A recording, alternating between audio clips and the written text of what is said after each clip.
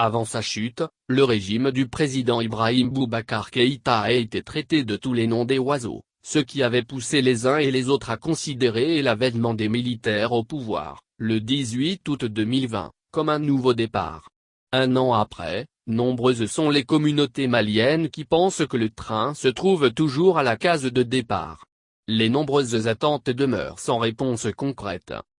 Du coup d'État du 18 août 2020 à nos jours, les autorités en charge de la transition sont sur tous les fronts. Des efforts sont en train d'être faits, mais les défis sont tellement importants que le peuple malien ne voit pas de retombées. Les spécialistes en la matière ont toujours fait savoir que celle-ci devrait se concentrer sur deux chantiers majeurs, la sécurité sur l'ensemble du territoire national et l'organisation des élections transparentes et crédibles.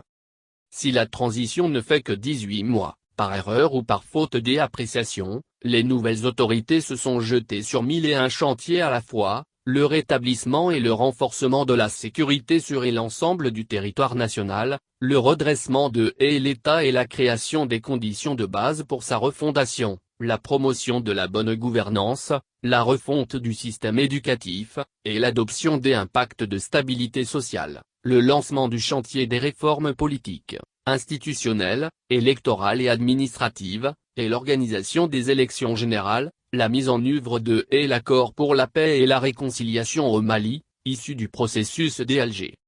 Comme aiment à dire les spécialistes, en se jetant sur 1001 chantiers à la fois surtout pendant une transition qui ne fait que 18 mois, on risque d'échouer lamentablement ou de se retrouver avec de maigres résultats.